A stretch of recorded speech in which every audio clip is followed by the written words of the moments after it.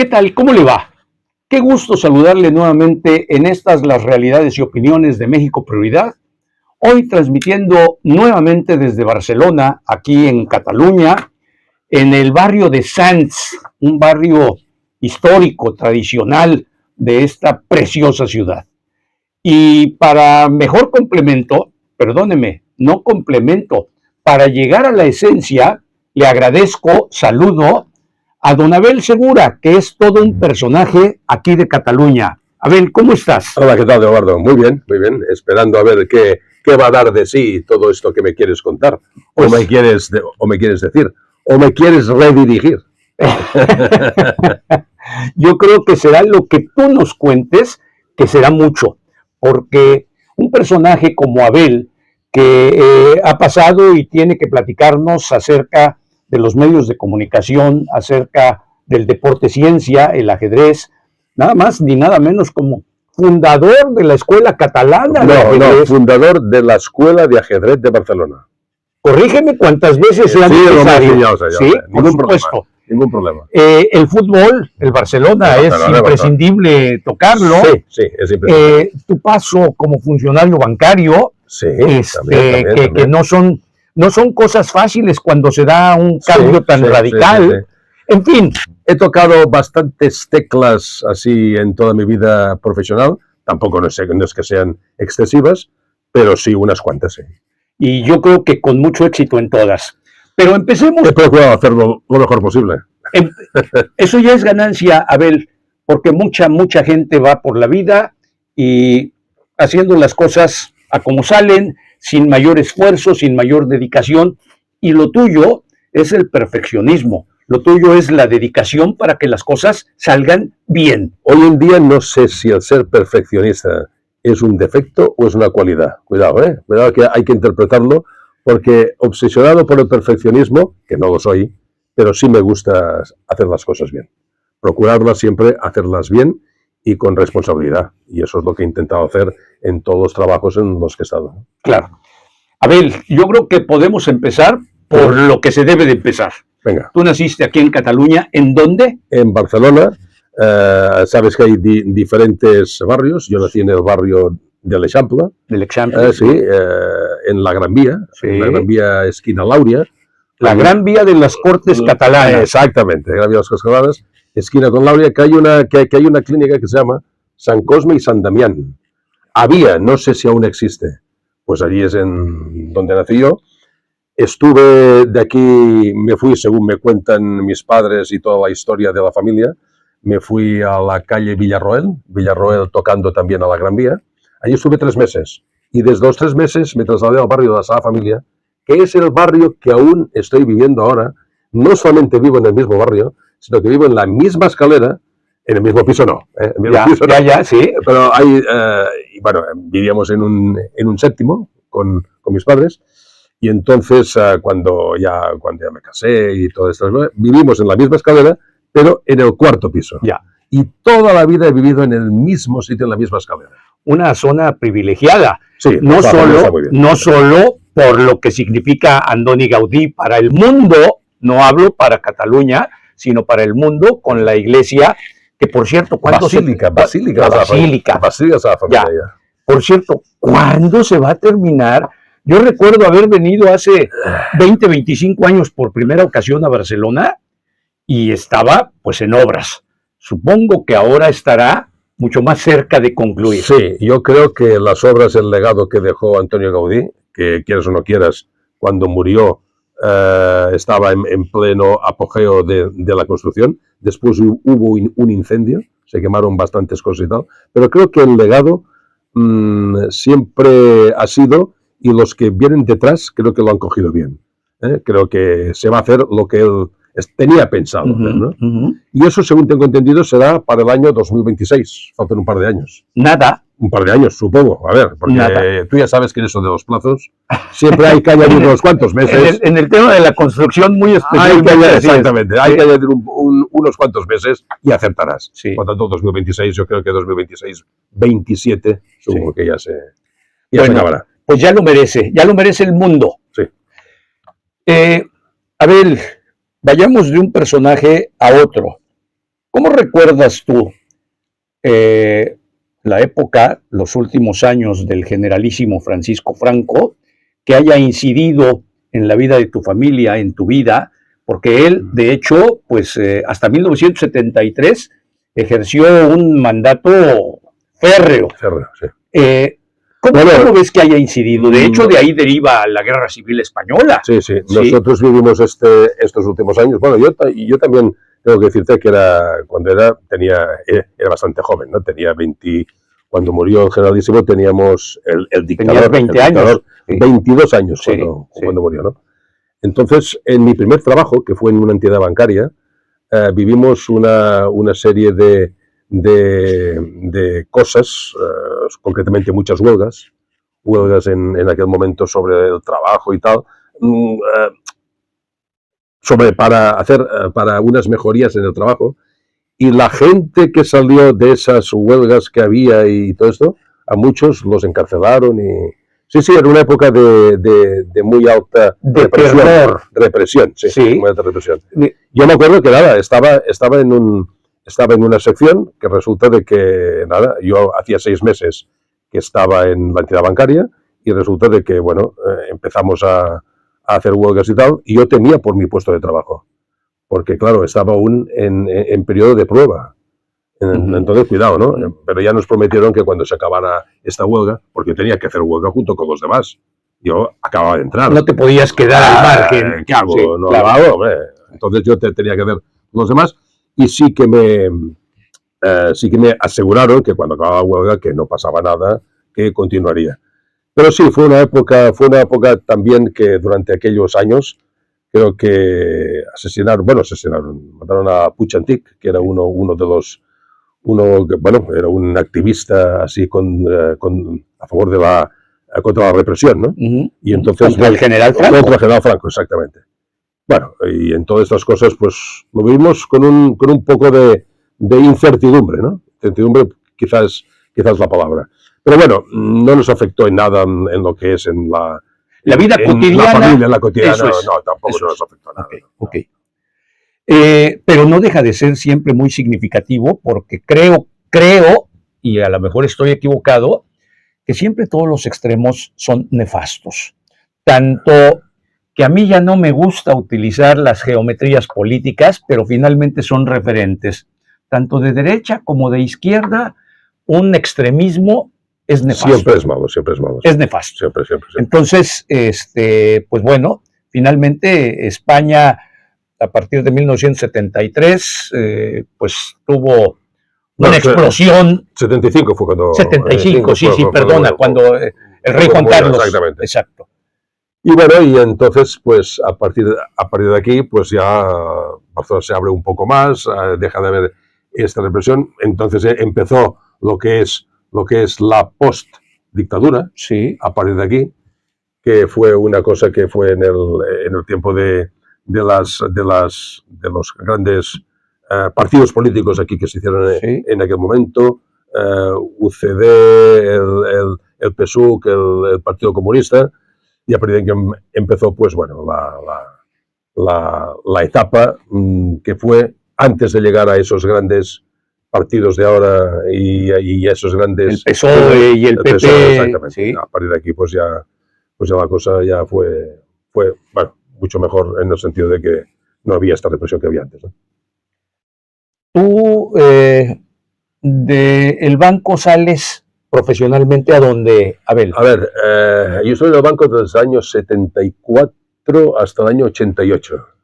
De 64 a 88. Por eso te digo que en pleno, antes de morir Franco, fue cuando yo estuve aquí, empezando en el periodo ese que yo te hablaba antes, de que temía por mi puesto de trabajo, ¿no? Porque no tenías la planta todavía. No, hombre, no, claro, no. 74 hasta el 88. Y en el 88 salgo, pero yo ya tenía siempre en mente, aparte de que el trabajo de la banca me encantó, me encantaba el trabajo de banca. Sí. Muchos dicen que, bueno, que es el mismo sitio, la misma historia, siempre en las mismas secciones. Había pasado por todas las secciones, bueno, secciones como por ejemplo caja, cartera, cámara, giros, diferentes departamentos, transferencias, claro. Muchísimos, pero a mí me gustaba. Me gustaba. Lo que pasa es que cuando ves que llevas unos cuantos años y la promoción a ascender es complicada, entonces ya vas pensando, hostia, ¿y si... No veías mucho más futuro ahí. No. Y yo tenía siempre en mente el ajedrez. El ajedrez era una cosa que, a ver, yo desde pequeño, incluso en los niños en la clase, cuando yo era jovencito, yo me acuerdo que puntuaba cuando salía alguien en la pizarra y le preguntaban cualquier tema. Yo me acuerdo que yo le puntuaba y le ponía un 8, un 9, un 7. Y era una manía aquí era que yo tenía. Una calificación para ti. Para mí. Sí. Y todos me venían después a ver que cómo lo habían hecho y a ver qué puntuación era, ¿no? En lugar de preguntarle al maestro. Exactamente. Sí. Me venía a mí. O sea que esto de las calificaciones y la enseñanza y la docencia ya me empezaba a calar un poco, ¿no? Y esto lo juntas con el ajedrez, y el ajedrez es una de las materias que para enseñanza es brutal. Hay muchísimos temas y muchísimas cosas. O sea, se pueden hacer verdaderas barbaridades fantásticas con el ajedrez, ¿no? Ya tipo de enseñanza, tipo de cualquier cosa que tú quieras. Y esto juntado con la docencia que yo tenía en mente, lo mezclas con el ajedrez, y a partir de aquí yo siempre tuve, ¿y por qué no una escuela? Una escuela de ajedrez, ¿por qué no? Es que no había ninguna. En los años 80, 81, no había ninguna escuela de ajedrez. Y todo el mundo se preguntaba por qué no, ¿dónde puedo aprender a jugar al ajedrez? Sí que es verdad que en los clubes, sí que se podía, aprender, porque habían unos cuantos jugadores ya cualificados que a lo mejor te daban clase, pero te daban clase para los socios de este club. Pero una gente que a lo mejor pase por la calle, o un individuo, persona o lo que sea, tanto hombre como mujer, que quisiera aprender al ajedrez, es que no lo tenía. ¿Qué pasó? Que bueno, que con todas esas cosas, bueno, pues monté la primera escuela de ajedrez, que es la primera escuela de ajedrez de Barcelona. ¿En qué año fue esto? En el 86. 86. Te digo que es la primera escuela de ajedrez. Yo sé que en Cataluña era la primera. En el resto de España creo que también fue la primera. Pero bueno, ¿sabes lo que pasa? Que como mi nivel era discreto, o sea, no he sido un gran jugador. ¿Tú estás viendo mi guión? Porque es lo que te iba a preguntar. ¿Qué nivel de jugador, discreto, de ajedrecista llegaste a ser tú? Discreto. La única cosa que el afán por enseñar, porque una cosa, es que yo voy a mezclar aquí varias cosas, ¿eh? No es lo mismo saber mucho y para enseñar, claro, no es necesario saber mucho, porque puede ser que mucha gente sepa mucho pero no sepa enseñar. Cuidado. Claro. Y yo era al revés, yo tenía el nivel discreto, bien, como jugador, pero además con la enseñanza me encantaba. Y a partir de aquí hice clases particulares, después de clases particulares monté la escuela, después con la escuela fui con un dossier en todas las escuelas para enseñarles el proyecto que yo tenía en mente. El proyecto que yo tenía en mente era cómo dar una clase de ajedrez durante todos los 9 meses que dura el curso. El sistema escolar. El curso, desde septiembre hasta junio. Bueno, y la gente, nadie me dijo que no. Todo el mundo encantado con el curso, encantado con lo que les proponía. No me decían ni sí ni no. Muchos me decían que sí, que encantado. A partir de septiembre hablamos y empezamos. Y jamás alguien me dijo, no estamos para estas cosas. Al contrario. Y a partir de aquí empecé con 2 escuelas, con 4, con 6, con 10, con 14. Y llegamos a tener 45 escuelas. 45 escuelas de ajedrez. En toda Barcelona, exactamente, 45 escuelas y los alrededores. Los alrededores me refiero a ciudades colindantes con Barcelona, ¿no? Sí. E incluso en Maresma, sí. En fin, en Mataró, en Cabrils, en Vilassar de Mar. Bueno, estuvimos con varias escuelas y por otro lado estuvimos en Sant Just, en Hospitalet. Bueno, y todo eso formaban las 45 escuelas. ¿Qué pasa? Que yo lo que monté es un club. Yo monté el Club Escuela de Ajedrez de Barcelona, porque yo quería hacer un club, por un lado, para competir con los socios. Que son cosas diferentes. Totalmente diferentes. Sí. Competición, sí. Y la otra cosa es enseñanza. Sí. Logré mezclar las dos cosas y bueno, ya está. Y 36 años así. Y 36 años. decías que no era gran cosa el tema del ajedrez. Oye, para ti debe de ser un orgullo.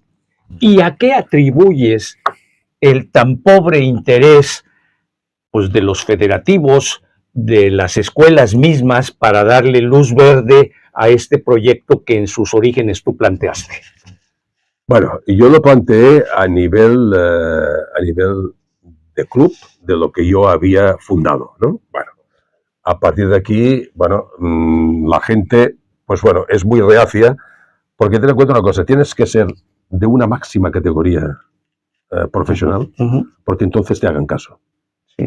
Sí, sí, es así, funciona así. Si tú eres una persona que sobresale en el nivel ajedrecístico en todo el país, en Cataluña, etcétera, tienes las puertas abiertas. Pero si tu nivel es discreto, normal, un buen jugador, pero nada más, a partir de aquí no te ponen pegas, no eres... no tienes un panorama. Dicen que sí, pero luego que no, y te encuentras con muchas pegas en todos lados. ¿Qué pasa? Yo hacía lo mío. Yo quería hacer lo mío. Y con lo mío ya no me preocupaba si la gente si no quería hacer más cosas, si me apoyaba, si no me apoyaba. Evidentemente, continué con lo mío y ya está. Y a partir de aquí, pues bueno, fuimos a escuelas, fuimos a una serie de cosas y no me preocupé. Eso sí, necesitábamos muchas veces para hacer torneos la ayuda de las entidades públicas, ¿eh? Hacer una subvención y tal. Me lo habían dado, evidentemente. También en el 25 aniversario me ayudaron con un proyecto que tuve de hacer un cuadrangular por equipos y entonces una cena para los socios y tal. En eso sí que me ayudaron. Pero por lo demás, el ajedrez, ten en cuenta una cosa, no es espectacular. No es espectacular. Ni es masivo tampoco. No es espectacular. Porque se requiere pensar.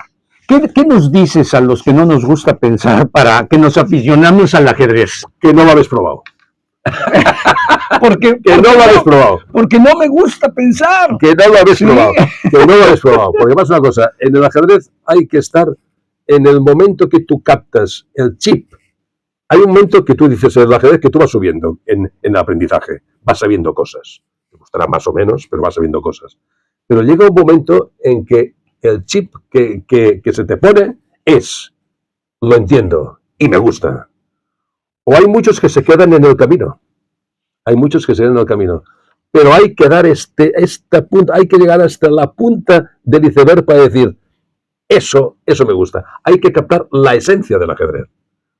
Si captas la esencia, ya todo lo demás ya viene... Invariablemente te va a gustar. Exactamente. Y seguramente que estarás con el ajedrez muchísimos años. Y aunque lo dejes por un tiempo, siempre tendrás el ajedrez en la mente, que siempre en cualquier momento puedes jugar. Ahora, si en el camino no aguantas el ritmo de lo que es el aprendizaje, el saber cómo van todas estas cosas, que ya te digo, jugar al ajedrez es muy fácil, pero jugar bien es muy difícil. Jugar bien es muy difícil. Sí. Jugar al ajedrez es fácil. Sabes el movimiento de las piezas.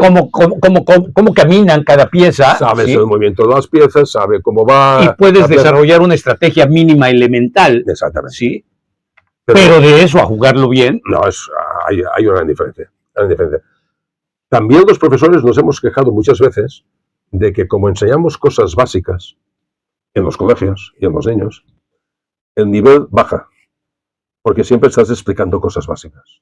Ya, claro. Y no vas a más. Y no vas a más. Y no tienes tiempo para ti, para documentarte, para hacerte mejor jugador y tener una mejor técnica. ¿Por qué?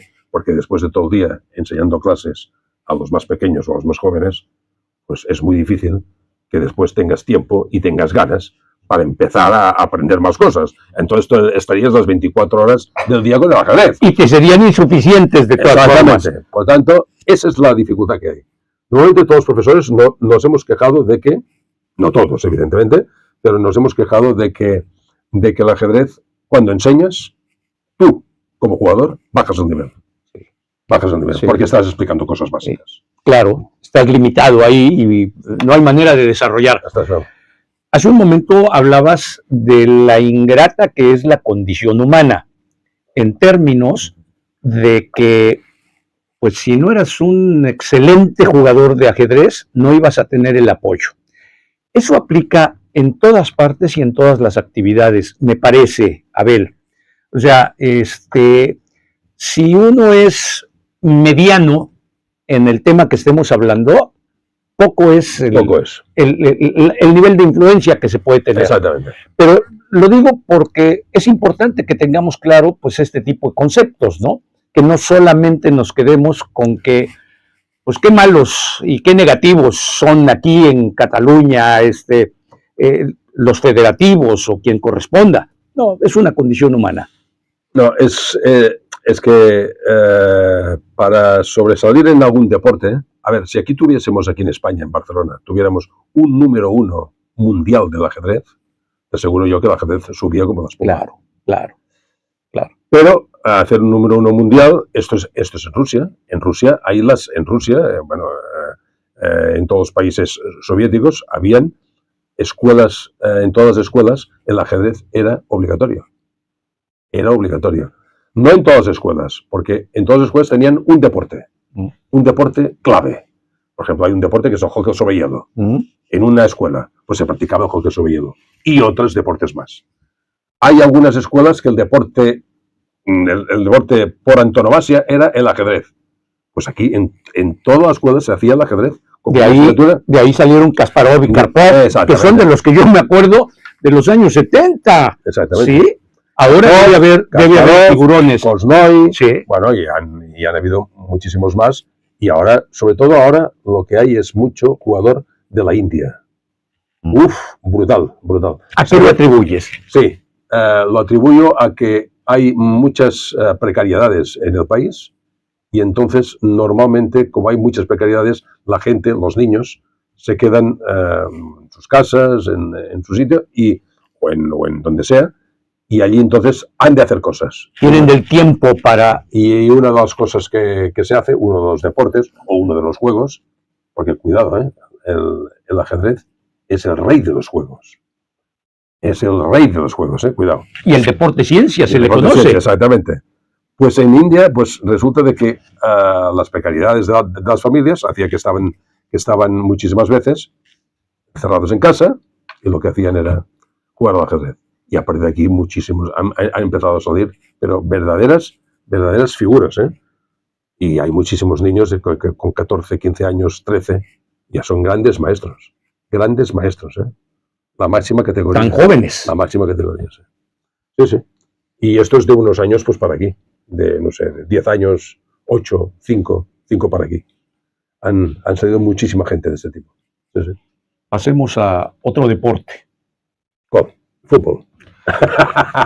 que mira que aquí en España y en Cataluña muy especialmente, pues hay figurones en todos los deportes, pero el fútbol, como ya lo señalaste, por antonomasia, es el deporte que se vive además con una pasión que yo estoy sorprendido. Bueno, yo, a ver, para hacerte un poco de historia de cómo fue mi paso, o cómo es mi paso por el fútbol, porque aún estoy, paso por el fútbol como aficionado, evidentemente. Jugar a fútbol jugaba en el colegio, y ya está. Y además yo era muy malo, o sea que nada. ¿Eras mejor para el fútbol que para el ajedrez? En aquellos, en 12, 13 años, era mejor en ajedrez que en fútbol. Era mejor en ajedrez que en fútbol, sí. Lo que pasa es que hay que tener unas condiciones y una serie de cosas y hay que tomar todo en serio si quieres llegar y tal. Bueno, mi paso fue que viendo que yo tenía pues mucha afición al fútbol, visto en los periódicos, en la radio, en la televisión y tal, el Barça era, por antonomasia, era el equipo desde siempre. Mi padre había sido del Barça, mis abuelos también.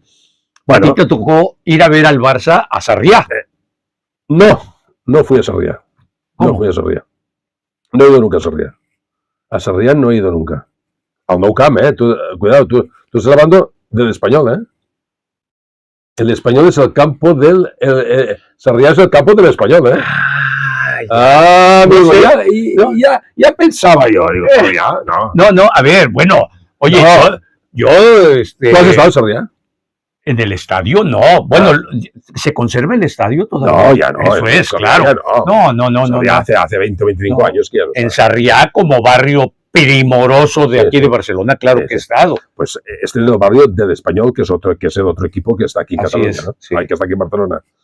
Pero bueno, yo era el Barça y tal, y un día pues mis padres pues decidieron hacerse socios, y fuimos mi padre, mi madre y yo, los tres, fuimos socios desde el año 66. Y en esos momentos hace 58 años que soy socio del Barça. 58.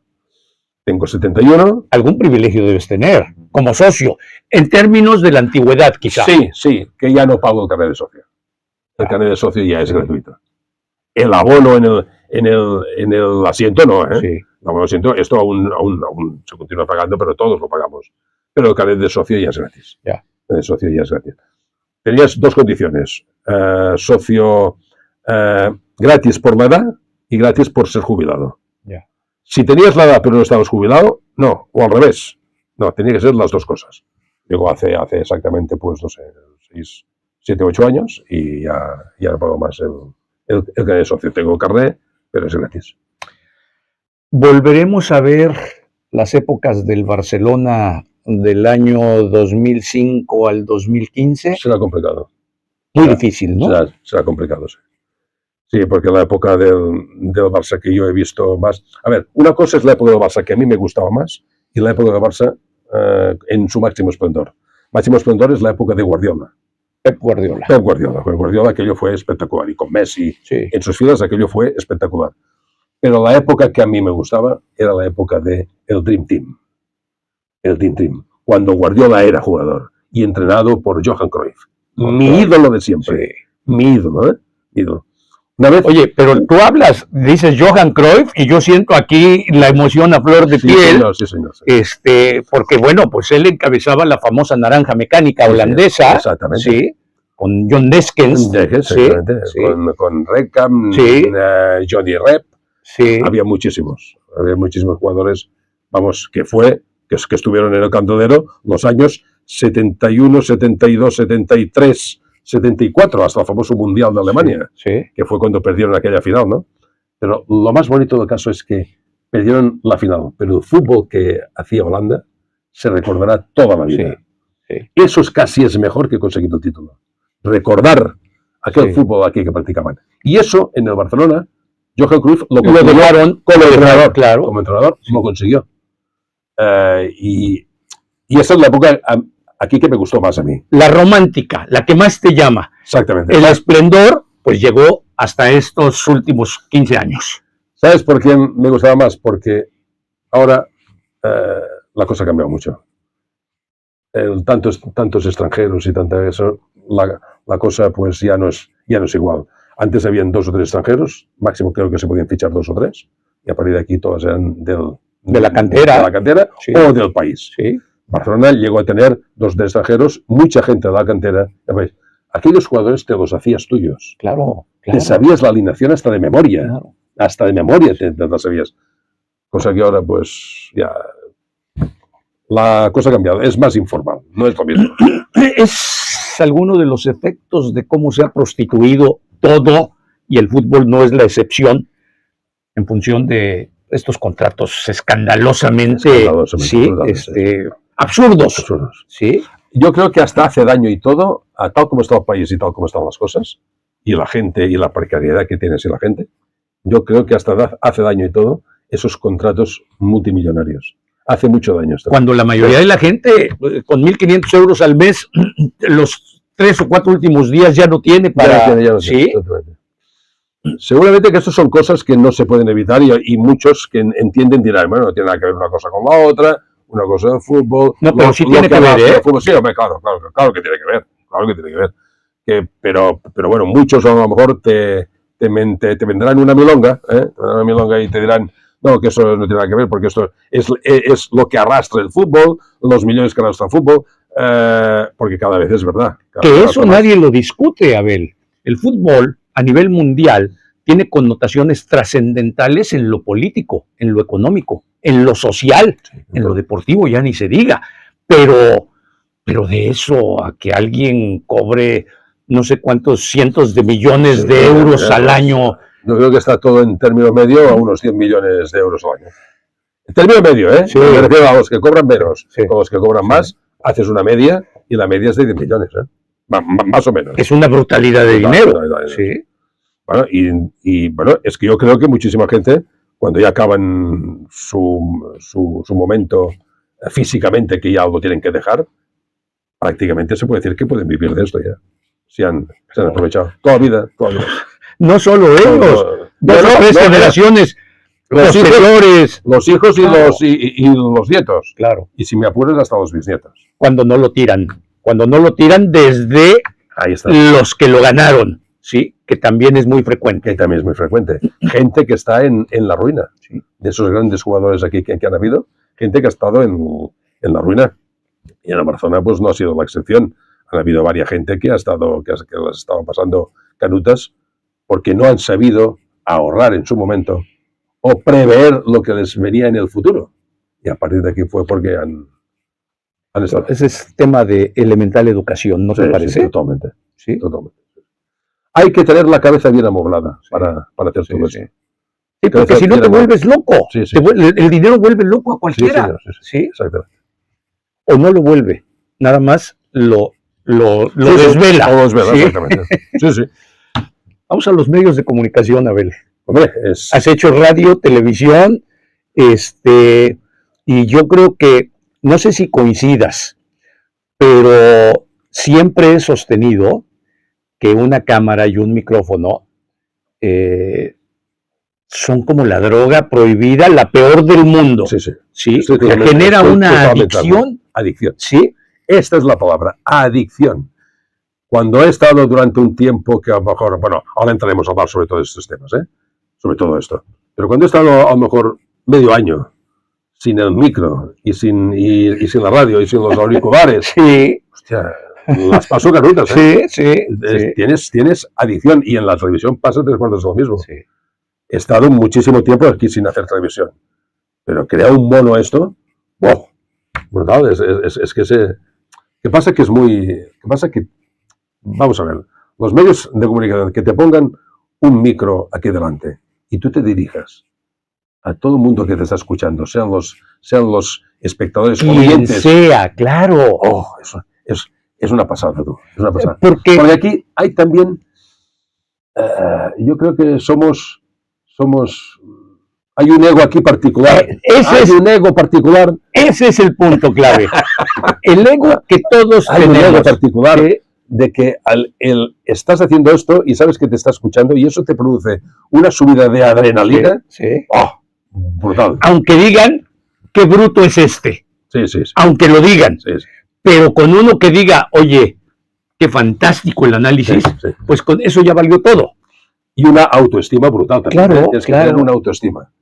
Pero eso es fantástico. Y además, yo he estado es que he hecho 4 programas. Uno era de, vamos a ver, mis principios en la radio fue entrar en una...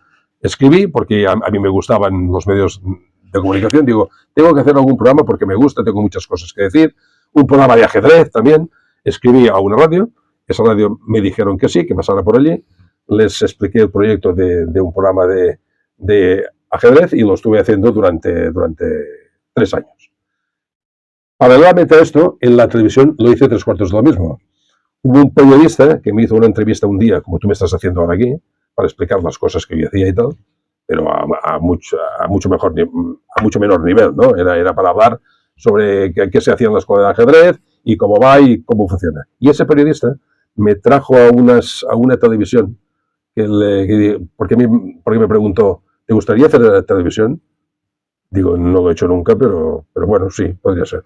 Me llevó a una televisión y a partir de aquí ya empecé con la televisión, les expliqué qué es lo que quería hacer con el programa, les gustó, estuve durante 4 años haciendo... Tú descubriste la adicción que ya generaban los medios. Sí. Televisión, radio, televisión, programa de ajedrez, ahora estoy en la televisión haciendo actualmente un programa que se llama Tal Com Som, esto es en catalán, en castellano es Tal Como Somos, y aquí es un programa que es de entrevistas, alguna sección, tanto de mi compañera como mío, y bueno, y es una hora semanal. Y en la radio he hecho 4 programas. Uno que es de de cosas pasadas, de las cosas que han pasado en esa misma fecha, años atrás. Entonces, las remembranzas. Sí, esto tiene un nombre que no me acuerdo aquí cómo es, pero bueno. Y entonces, pues, haces de ese mismo día, 13 de octubre de tal. Entonces, ¿qué pasó el 13 de octubre en años? Que fue relevante, sí. Relevante. Esto era un programa. Otro programa era de música.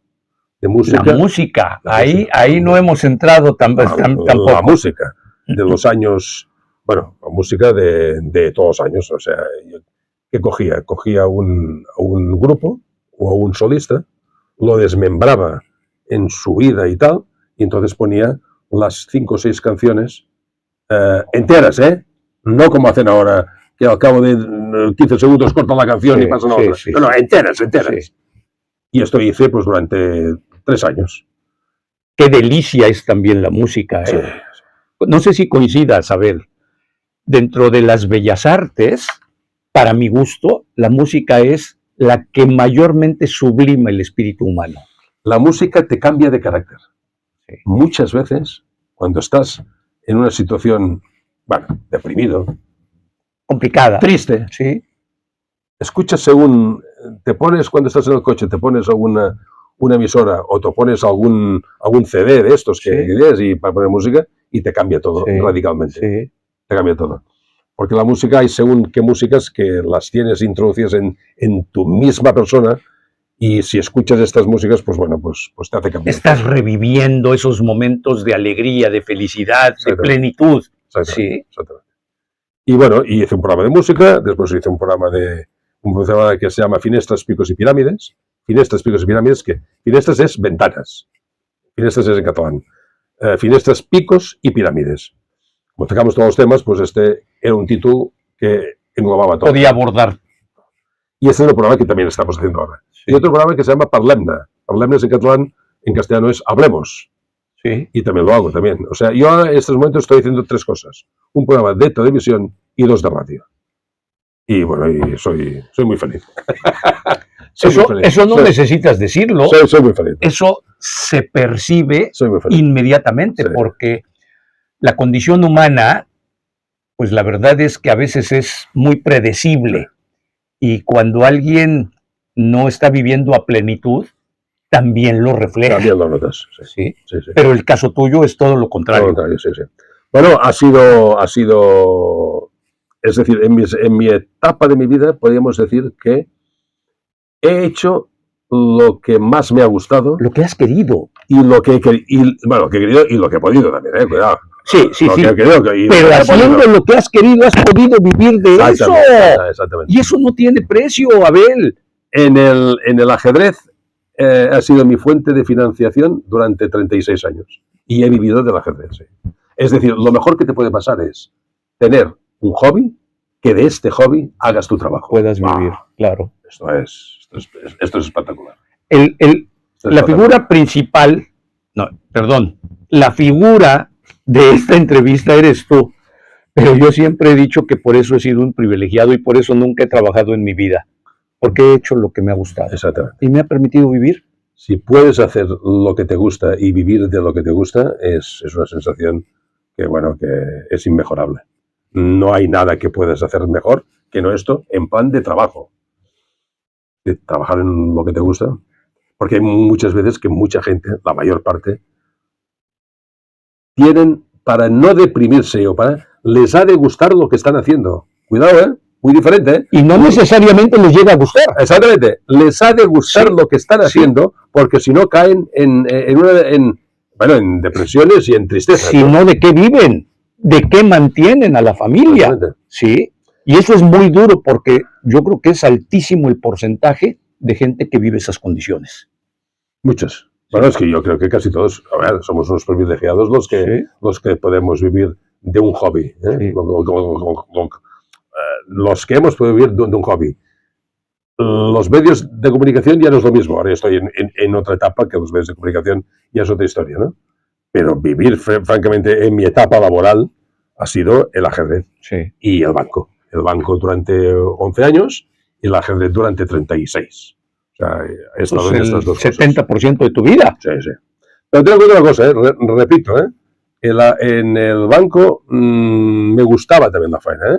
Si seguramente que si alguien me hubiese dicho, mira, te vamos a promocionar y te vamos a hacer director de una sucursal o interventor de una sucursal o alguna cosa. Te hubieras jubilado como director general de ese banco. No, tampoco, no, me. Sí.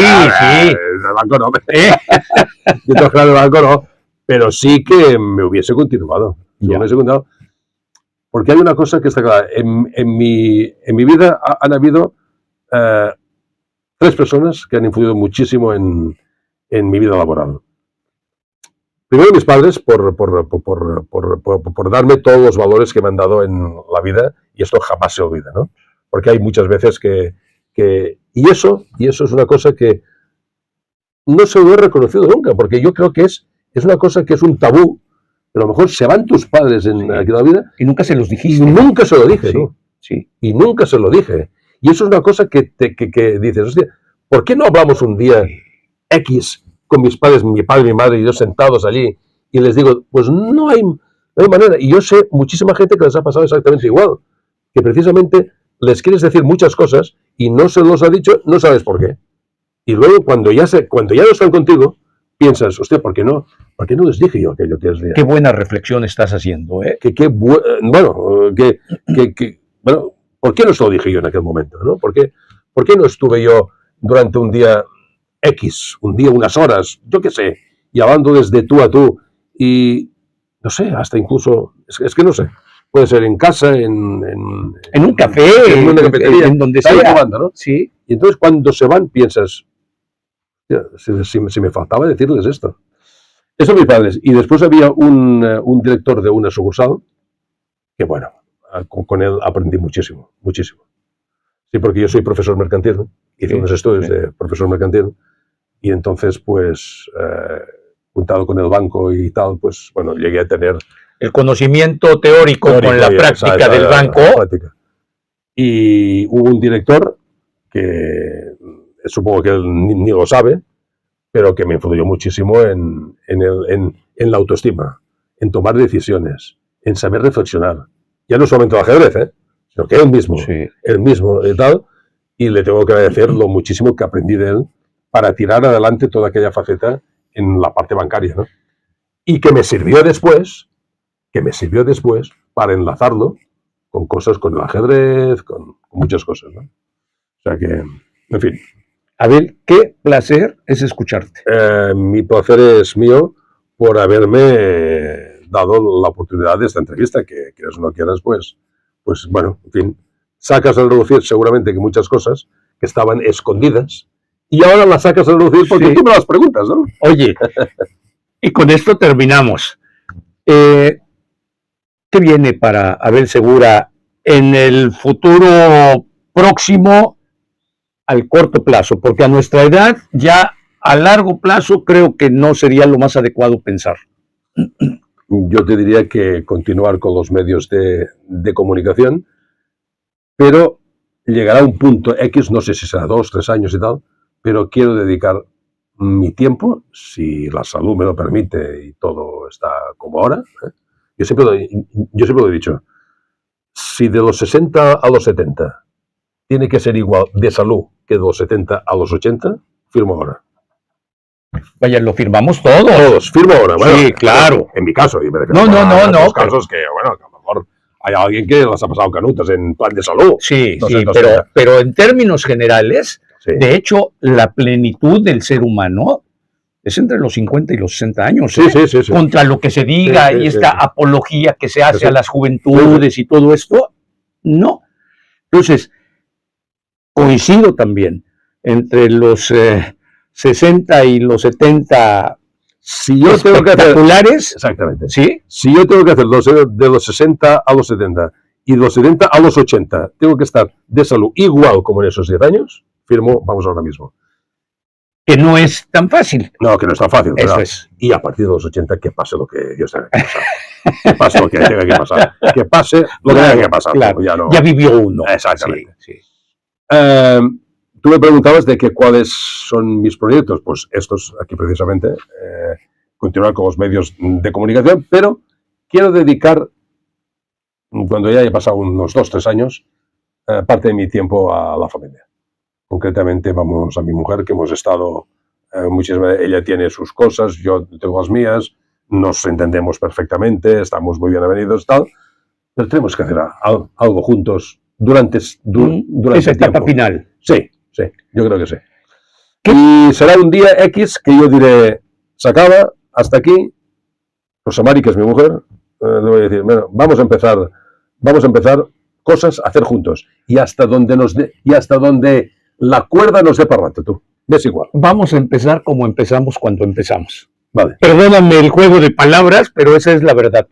Y qué importante es para la salud física, mental, emocional de cualquier persona tener una relación de pareja armoniosa. Armoniosa, exactamente. Te voy a decir una cosa. No he nombrado a mis hijas, a Gemma y a Cristina, que francamente ha sido la delicia de la casa. Tanto nos hemos venido siempre muy bien. Ellas, evidentemente, ahora están en una etapa que cada una hace la suya, como todas, pero ha sido excepcional. Yo creo que la juventud que yo tuve con mis padres en ese momento, creo que es la misma juventud tan buena que también ellas han tenido, o hemos procurado que tuvieran una gran juventud, y han salido dos hijas fantásticas. Seguramente la tuvieron mejor tus hijas. Seguramente. Es posible. Seguro. Es posible. Te lo firmo. Es posible. ¿Sí? No sé, pero es posible. Es posible. Abel, qué gusto, y no sabes cómo agradezco de verdad estos minutos, largos minutos ya, Largos minutos. No sé cuánto llevamos aquí, pero... Bueno, no lo sé, pero sí llevamos ya bastantes. Y pues felicitarte por lo que eres como persona. Fíjate, muchas gracias. Primero por lo que eres. Muchas gracias. Y después por lo que has hecho.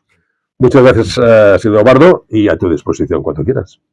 Bueno, ya te invitaré en la medida que pase el tiempo y ambos estemos, pues como estamos ahora todavía, ¿no? Como estamos ahora. Abel. Muchas gracias por todo. Gracias. Gracias. Que tengas espléndido fin de semana. Gracias a ti. Gracias.